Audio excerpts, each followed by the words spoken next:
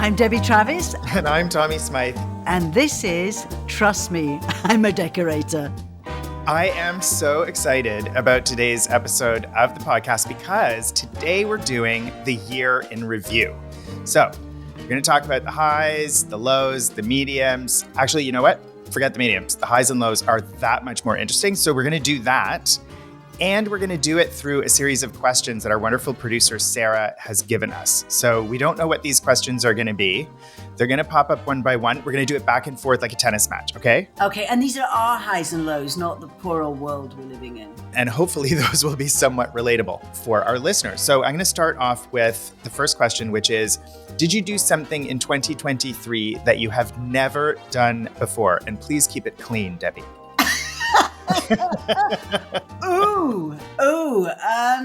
Gosh. This could be like a dish that you've never eaten before. It could be a place you've never been. It could be meeting someone new that you found fascinating. Oh, you go first and let me think about that one. You keep it clean. You go first. Well, mine is more sort of like a little bit of a professional thing. I don't know whether it was a high or low, but I actually fired a client, like a design client this year for the first time in my entire career. I've been doing this for 27 years. You fired the client? I had never gotten to the point where I had to say, I'm sorry, but this just isn't going to work. And so that happened, which was awful, actually. But also somewhat, I have to admit, it was somewhat liberating to actually just kind of stick up for myself. And, you know, this person had not been nice to the project manager that I was working with. And I just kind of finally had it. So that was an interesting first for me. It was unexpected, certainly, but it was definitely the very, very first time. And I hope the last time that I ever did that. So tell us, what did the client do? That's what everybody wants to know. I mean, I don't want to go into too many specifics because I do have, like, in terms of professional ethics, I can't disclose who it was or whatever. The interesting thing about it, which is an aspect of it that I hadn't really thought through, is that we'll never see the results of all of our hard work. And I had said, would you send me photos of what's been done and completed so that we can see and make sure. And I had offered, I said, you know, I'm happy to make sure that everything gets reviewed and I'll look at everything to make sure that it's been done properly. So you have some professional oversight in terms of what's been installed in the house. No pictures were forthcoming. So I'll just never know. Oh my God. So that was awful. Okay. So that's me. Over to you, Debbie. Well, if you're talking about work, so I've been writing a lot this year on this book. And, you know, writing is a very strange process because it really takes you down pathways that sometimes you don't want to go. And even though this book is not a biography, it is actually slightly autobiographical. And it's quite poignant. It's quite difficult to do. And I think it's a great lesson for a lot of people to write down maybe a story from the past or something that really kind of has stayed with them, maybe a trauma or something that's happened, because it's a great exercise.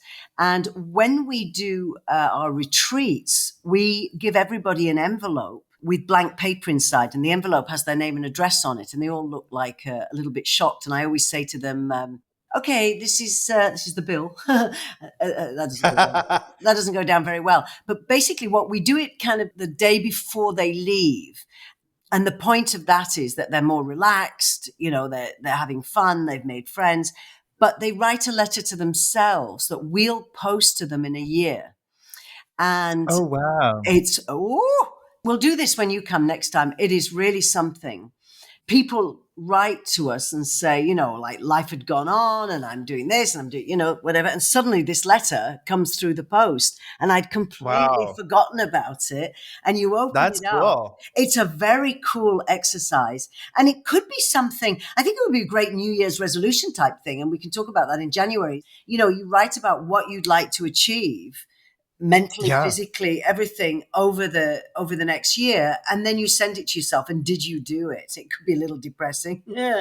So that was something that I've never done before. I love that. Yeah. I think that's a really, really good exercise. Yeah, And yeah. I hope we do it when I'm there in the springtime of 2024. Not everybody's writing books, but that's it. If you've got, if it's a gloomy February week or something, and there is something that one day you wish you'd like to share with your family, write it down. You'd be very honest, and it's the honesty side, because it's very hard actually not to be honest with yourself. You kind of, in life, we cover over a lot of hardships with humor and fun, and a smile on our face, because we Mhm. don't want to let stuff out, and we have a persona that we want to give. But when you write, it's virtually impossible to do that. You remember the movie with Jack Nicholson and Diane Keaton, where it was that beautiful, beautiful house in the Hamptons, and Oh, that was called Something's Gotta Give. that's it, and she's writing um, a novel, I think. She's writing this stuff and sobbing as she's doing it. Well, it's a bit like that. So that was something that I've never really gone quite that far down, could have been therapy, down that path. And that was I tough. think that's a really good thing to mention in the sense that, sometimes things that we have done before can feel brand new or can reveal elements of that activity or of that thing that you had never really explored before. So sometimes old things or old practices like writing, which you've done many times, can feel like a new experience. And I think that's a really great thing to highlight. Yeah. I mean, I love writing. I really love it. And I love I do too. reading. It doesn't mean you're good at it, but for me, it is a challenge. I think we're both good at writing and we're both really good at talking. I'm very good at talking. Yeah. Well, that's the hard thing, because talking is well, for me and you, it's quite easy, but it's Yeah. like telling a joke on a stage and then you try and write it Mhm. down, and it can be very dry. Yeah, it doesn't come off the No, same. it doesn't. And No. that's so I tend to, whatever I write, I'm reading out to people all the time, but because it helps me. Anyway, next question. Okay, what was the best buy of the year? Something you purchased you love, something useful, something as a little gift for yourself.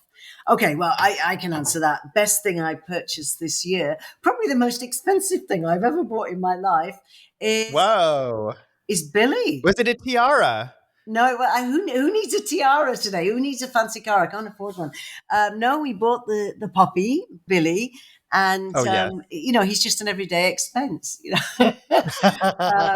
Yeah, I mean, it's the best thing I've ever done, and life changing. And I've gone from completely disinterested in animals to petting donkeys on the side of the road. It's like having another child. It's brought back all that motherly instinct, and I think when you don't have a pet and life goes on, you don't even notice. It's just nothing. When you've had a pet taken away from you, which I Yeah, did when Alfie died, it's like there's a hole. It's like, you walk I down to know. the vegetable garden. It's like there should be somebody running along beside you. So we waited 6 months, and he came to us at the beginning of June. So he's a complete delight. He's so clever. He's reading now, so he'll when we get to best book, if there's a best book thing, he'll he'll answer that one. That's without doubt the best thing. But we are a little bit more nervous than we were with Alfie because of what happened, and Yes. And that's natural, of course. And that will probably start to go away over time when you realize that, that was such a freak accident, it that Billy will was, be and fine. and we're going to be in London, and that's a whole different ballgame, because this poor dog is used to running around on all this wonderful land in Tuscany, and suddenly, Yes. I've had to get special insurance. If you knock somebody off a bicycle, or runs off, or Yeah. He has to learn to be the international traveling family that he's in. yeah, I actually got a Christmas present off a friend last night, and I opened it up, and it was a box of poo bags, because I'd never even had a poo bag, because he's in the woods all the time. So yeah, Very so practical gift. I mean, jam or candles, also practical, but let's not split hairs. poo bags. So what's yours? Did you buy yourself anything nice? You know, I feel like I always buy lots of things over the course of the year, of course. But I feel like this year, the thing that I purchased that kind of brought me the most joy. So I consider it a good buy if it's something that's an investment that actually gives you a return, is for the first time in years, like since probably like before the pandemic, I actually bought some new clothing. Oh, thank God. And I have purchased clothing, obviously, basics like socks and underwear and a few shirts here and there, but I hadn't really bought like, a new coat or a few pairs of new pants, a nice new pair of jeans. So I went on a mini shopping spree this fall. And I cannot tell you what a lift it gave me. I mean, we talk about fashion being frivolous. It can be, but it can also be a really confidence building kind of a thing, which I've always known. And so for me, it was just a nice reminder that, as we crawl back from the financial disaster that for most people the pandemic was, unless you're Jeff Bezos, being able to add in and fold in some of those regular things that I used to do. When you and I were in television, there was always this need to refresh your wardrobe because you couldn't just wear the same thing over and over again on camera. Now that I've kind of gone away from TV, I used to get like, a few $1,000s every season of television just to go out and buy new clothes. I don't get that anymore. So it's been a long time. Yeah. And I feel a little more of a spring in my step. But also, I think you can get into a rut with clothes. So I think you can, it's like, why bother and stuff. And one of the amazing things about being in Italy is they don't walk around the streets like schleppers, they don't No. wear hoodies. They don't wear, and I'm on the farm all day, so all my shoes are scuffed and got holes in and, Yeah, they get whatever. trashed. Yeah. Mhm. I've got sweatpants on and an old t-shirt and then suddenly, you go out, you want that high. Like you said, it gives you a lift. And last night I went to an amazing restaurant called La Bandita. If anybody comes to Tuscany, it's an amazing place owned by an American. And they did an Asian night last night, Asian Oh, food. that's fun. And you have no idea when all you eat is pasta. And anyway, it was absolutely fantastic. And there was 6 girlfriends went. And I really made an effort. I washed my hair, put on some sequin pants, a velvet shirt, and Ooh. yeah, I think I look really good. Like I walked downstairs and Hans wasn't invited because he wasn't a girl. And he was like, "Where are you going?" And I'm like, "I'm going out with the girls." Whoa, you look good. So, and immediately you feel good because That's yeah. nice. And then of course during dinner, I looked down at my hands thinking, "Oh my God, I have to get a manicure." But I think it's good for the soul. And I actually find it awful when I go out anywhere in the world, if I go to a restaurant and people don't make an effort. I don't mean Oh, putting yeah. on the latest Versace, whatever. No. But I mean, don't wear a hoodie in a restaurant unless it's a burger bar or something. I find it quite offensive. I always dress up to go out for dinner, even if it's casual, like dressing a shirt with a collar. And, it's pretty easy to do no matter what the quality or the price point of your wardrobe is. Exactly. You can still make an effort. If you watch, say, like Downton Abbey, which is another era, 1930s or something, 1940s, and you're watching them change for dinner. Yeah, it's tuxedos. That's the way it was. So that's a little bit, yeah. Obviously, we're not going to do Let's that. bring that back. Let's do that Well, at the retreat in the spring. We'll all come down in gowns and tuxedos for dinner. what we do at the retreats, we change. Jackie and I put on Yes, a dress. Even you we're do. just having dinner and we're not even eating with them, but we have drinks with them and then 20 people Yeah, sit down for dinner. And the first day, nothing has to be said, nobody has to be bossy, but they go, oh, well, they've made an effort. And it's just a matter of taking yeah, off your daytime clothes because some people will wear the same clothes from yoga in the morning to hiking to going out all day, and then they'll sit down for dinner in it. And you're having a fabulous meal that's yes. catered, that a chef's doing. It's not supper in front of the television. I think you should make an effort, and I mean, maybe some people are offended at me saying I'm offended, but we spend so much time in front of the telly.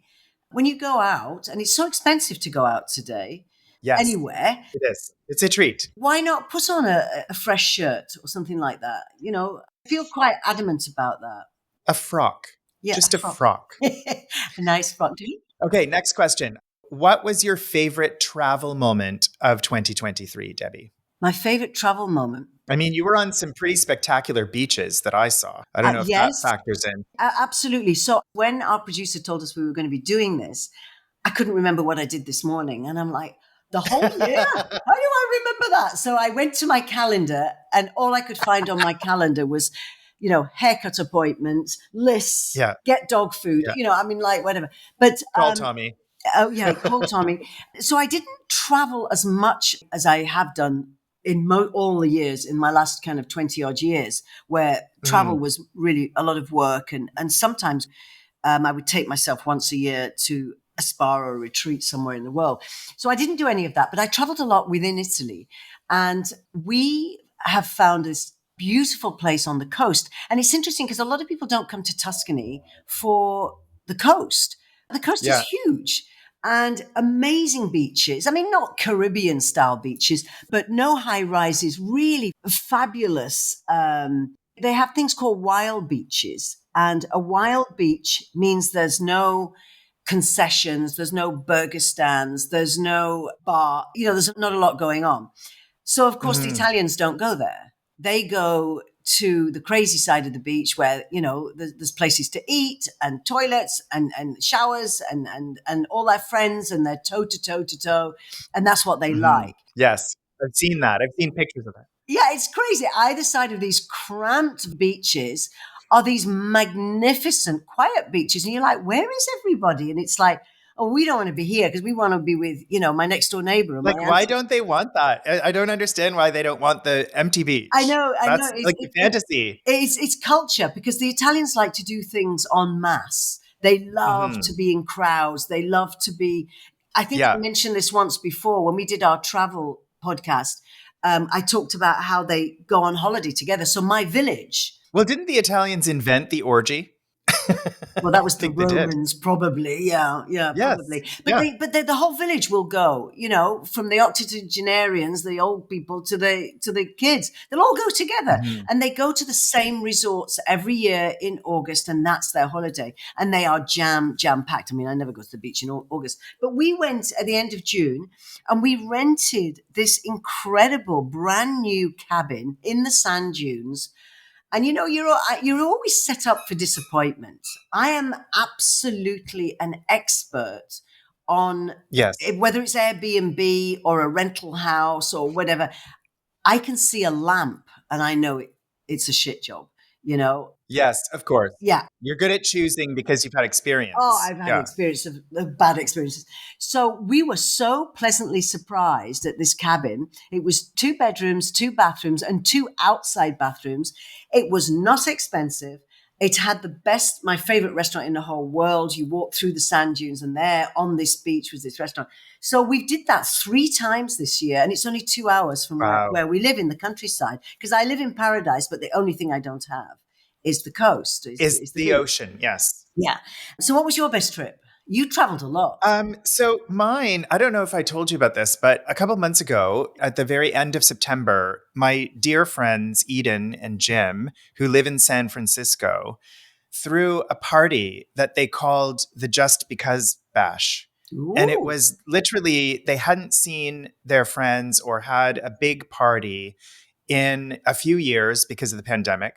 And so they just decided to have this huge party. So Eden is from Toronto and Jim is from the Bay Area in the United States. So all of their American friends from the San Francisco Bay Area and all of their Canadian friends who flew down for this party came together as one group.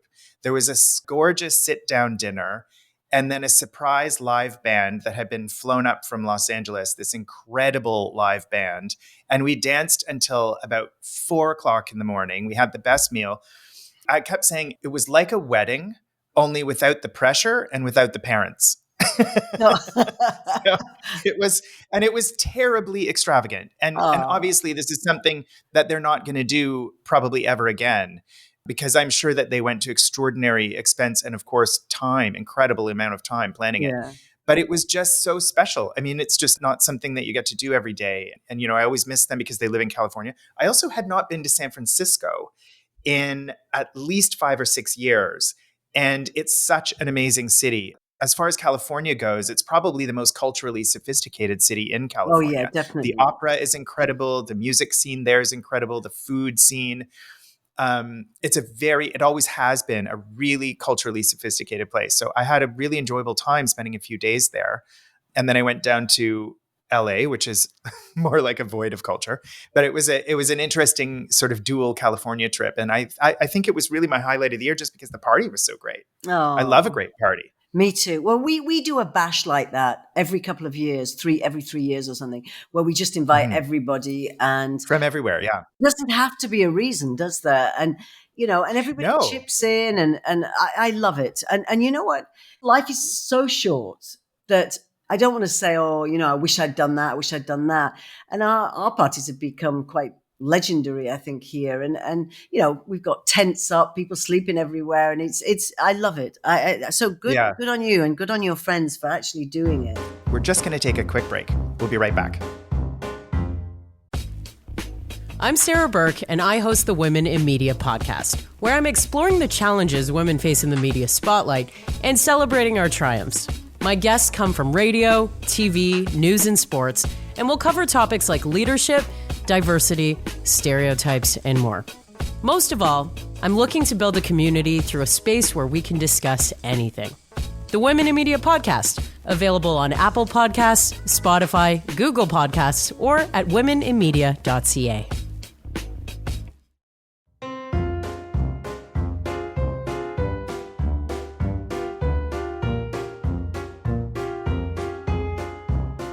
Okay, we've got our next question up. What was your biggest laugh of 2023? Oh, that's a tough one. You and I both laugh a lot.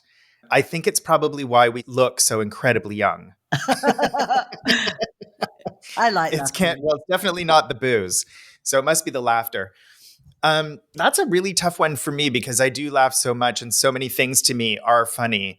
For me, it's more almost like what were the consistent funny things, like the things that just kept being funny over and over and over again. And I derive a lot of pleasure from certain accounts that I follow on Instagram.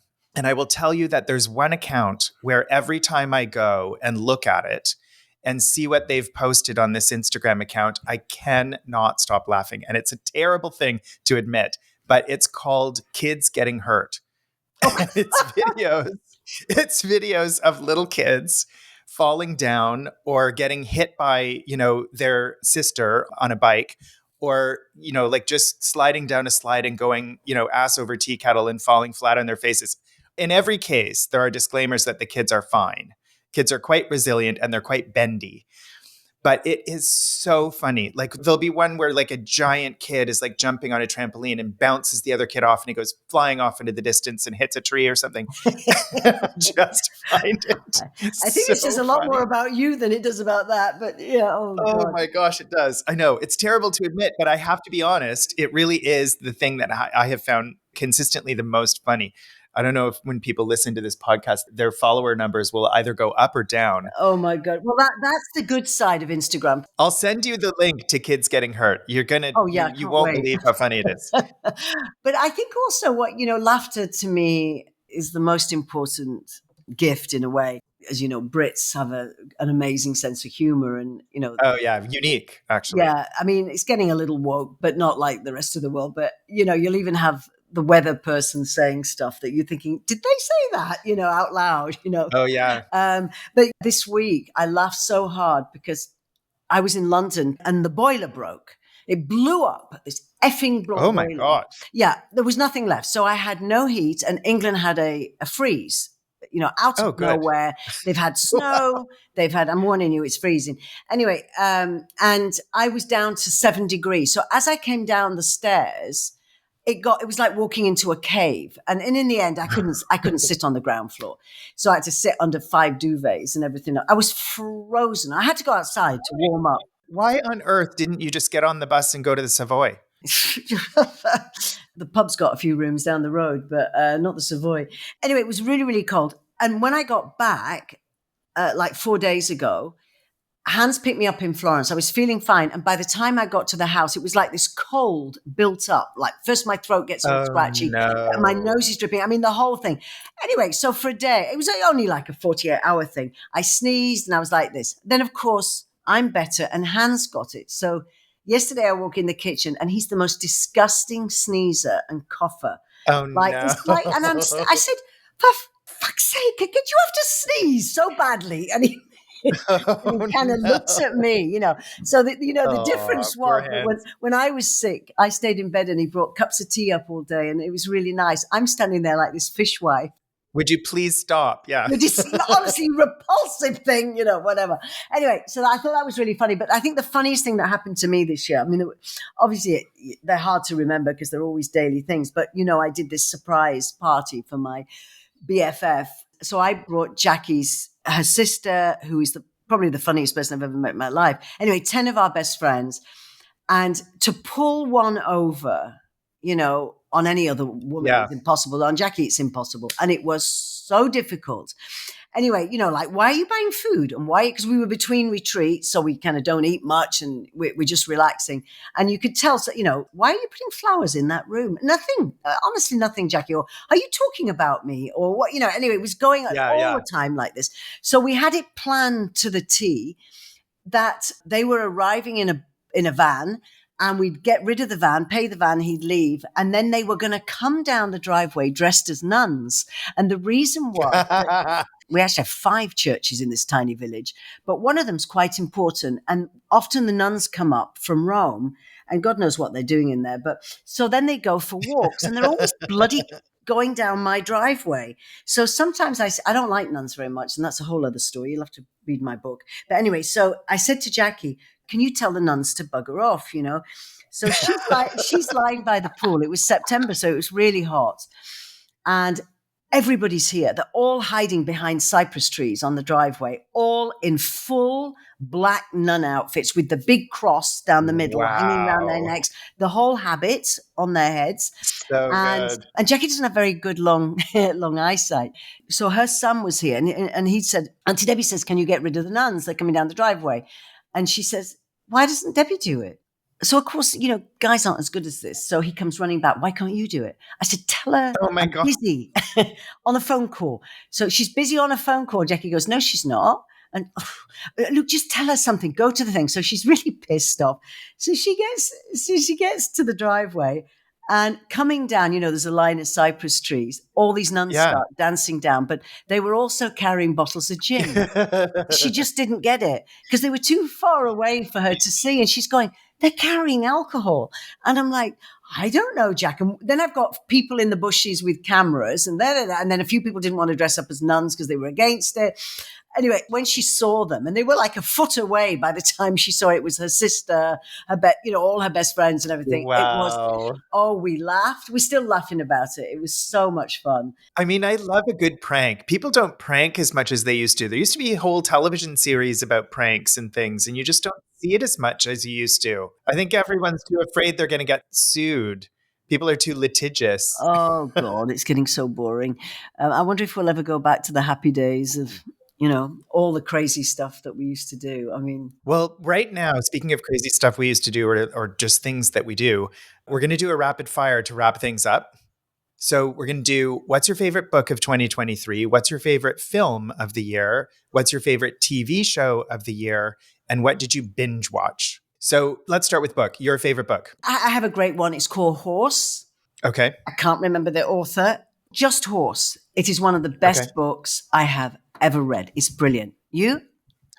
Mine was called Daughter, and it's by Claudia Day, who actually is a very old and close friend of mine. And she's written this magnificent book about family dynamics in a fractured and complex family, about what it's like to be a creative person and with creative parents. She is brilliant and she's a genius, and it is amazing. And I went to the book launch for this book, and Margaret Atwood herself was there. So you know that when Margaret Atwood is a fan of the author, it's going to be something decent to read. Favorite film of 2023? I didn't see very many films. I never went to a movie theater in 2023. Had you? I don't think I'll ever go to a movie theater again. I will for sure. I'd like to go and see Saltburn. Salt Farm? No, I haven't seen that. Another good book, though, is Salt Path. That is amazing. Best TV show. Oh, see, the thing is, I'd rather watch some of the series. Woman in the Wall, amazing. It's on BBC Catch Up at the moment, but it'll be on, I'm sure it's going to be on Netflix soon. Slow Horses, season 3. sorry. No spoilers. So I think, what's the main actor called in Slow Horses? It's Gary Oldman. Gary Oldman. So there was an Yeah. article in the paper the other day about his wife had to move out because he was so disgusting. Oh, because he's a method actor. He doesn't wash in it. Yeah. Oh my God. She said, I couldn't live with him, because he just. It's so his character is so this is not spoiling anything because it's just who his character is, but his character is so disgusting. His character has like smelly socks, is always farting in front of people, like is Yeah. just a gross, no unwashed hair, He washes nose he hairs. washes in Like, the office sink in front of everybody with washing up liquid, oh, detergent. he's so disgusting, but Yeah. you love him. That is a great show. But what about our show that we both loved so much? Was it season 3 of it? Also British, crime drama. What's that? Not The Crown. You remember it? I'm very No, disappointed in The Crown. that's not a crime drama. Well, depending on your Yeah. perspective. Well, the last episodes are. Are you asking me a question or are you making me guess? I'm just making you guess. It was both of our favorites. We watched the whole thing and we were riveted. And you told me that all of England watched the finale of this show, the entire country. Okay, tell me. It's a female cop and a son-in-law who's in prison. It's not Happy Valley. Oh, Happy Valley. It's Happy Valley. Oh, but Yeah. without. So Happy Valley, yeah. Happy Valley, all of England watched that finale. And it's so hard when series are so beloved to really follow up with something that is just as riveting as the first season that you've seen. Which was 7 years ago. The last season Yes. was 7 years ago.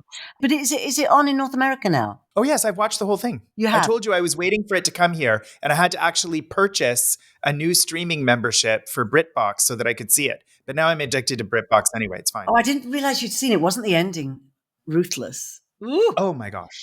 It Oh. was spectacular. And isn't he fantastic, that actor? He is fantastic and gorgeous. Also, the sisters one. I think you told me about the one about the sisters. Is it American?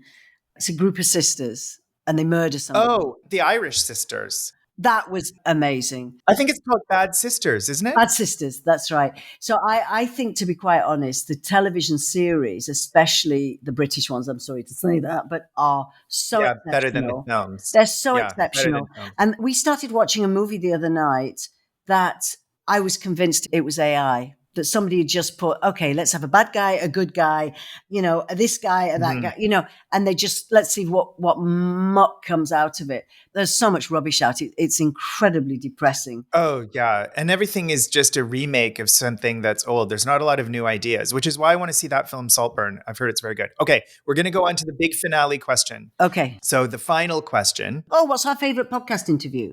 So as everybody knows, we're doing some chats like this where we just bore each other rigid and completely forget we're being recorded. And then we're really lucky. We've had some fabulous guests from, Yes. Rachel Ray to Marilyn Dennis, Mary Berg, who started a new show. We had Sherry Salata. Sherry Salata, which was Oprah's executive producer, who I know quite well. What's yours? I don't know. I think it's hard to pick a favorite because it's sort of like picking a favorite child. But I will say, for our Canadian listeners, when we look at our statistics, there are a lot of Canadian listeners for this podcast.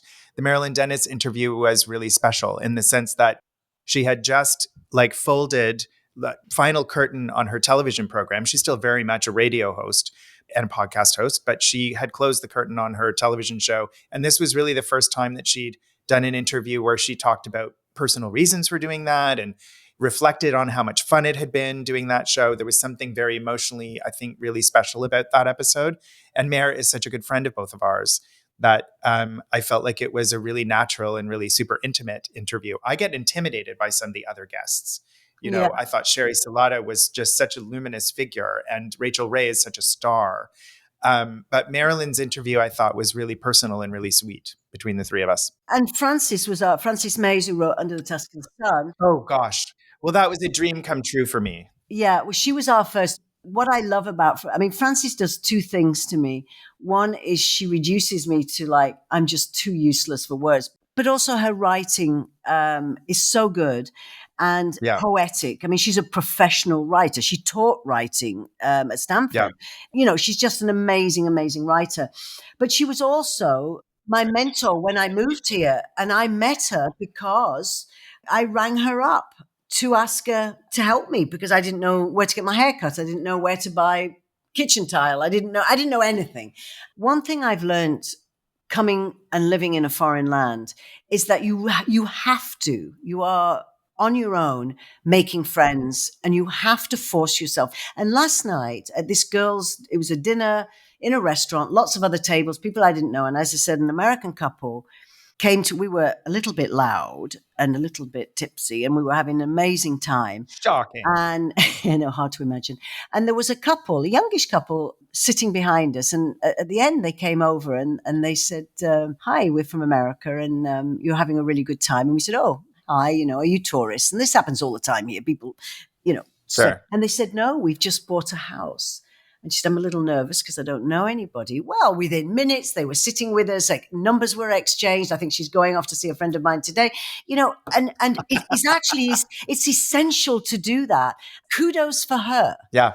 Because you can't come to a strange place. And you could be talking about the middle of a busy city like New York or Toronto, unless you reach out and get out of your comfort zone and say, hi, like you would at kindergarten, my name is Tommy and I have no friends, and Debbie, will you be my friend?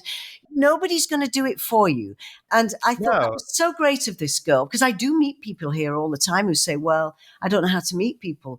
You walk up to people, and everybody I know, Frances Mays, incredible writer, I have a wonderful, wonderful Canadian friend who's a philanthropist who lives here, Ludmilla, and I met her on Instagram 8 years ago. My Indian gay friends, Bal and Mike, amazing. I met them in a restaurant. We both had the same accents because they're from the north of England. We've been friends ever since, I don't think it's very hard for anyone who is a loyal listener or a watcher of your programs over the years would find it hard to believe that you would make easy friends. Or that you're always up for a quick chat with a stranger. I think that's a great quality in you. But I may make it easy, but it doesn't mean that you're just as intimidated and shy as everybody else. But what I've learned, because I moved from the north of England to London, I moved from London to Canada, I moved from Canada to Tuscany. I've done this several times. When I moved to London and I took the bus, I was 16. I did not know a single person except the old lady who I sat next to on the bus all the way, 6 hours. And she gave me her phone number, and I went for a cup of tea the next day. She introduced me to her daughter. And, you have to make that effort. Yes. So, okay, 9 out of 10 people may tell you to get lost, but they won't, because I think we're so in need of friendship today. And it's, I demand not to be lonely. I demand to make friends. And it is very, very hard, but it gets easier. I think the more you do I think that is a nice way to wrap up the year, because this podcast was born of our friendship. Yeah. And our friendship has really grown and really blossomed through. Since kindergarten, when you walked up to me and said, nobody wants to be my friend. Since we dated in high school. Oh, bugger off you. Anyway, I loved this year in review. I think we should do this every year, because obviously we'll be doing this podcast for another 30 years. I want to make sure that people know that you can go back and listen to all of the episodes that we've just spoken about. Tell us your favorite episode of the year at the Trust Me Pod on Instagram, and of course at thetrustmepod.com. And then I do want to mention that you and I are going to be seeing each other and going on a little road trip in the UK in the next little while. And we're going to have an episode of the podcast out just before Christmas. Yep. So that while you're gathered with family, or even if you're just hanging out on your own, which is what I'm going to be doing in London. Or peeling potatoes. Yes, peeling potatoes. You can listen to us and have a little bit of Christmas cheer. So we'll see you in London on Christmas Eve. People will be either sobbing over the sink, loathing their family, locked in the bathroom, arguing with their siblings, whatever lovely thing is going on at Christmas. We'll see you on Christmas Eve, or as my cousin Liz used to call it, 'twas the night. 'Twas the night. Talk to you on 'twas the night. Bye, Debbie. Bye, my love.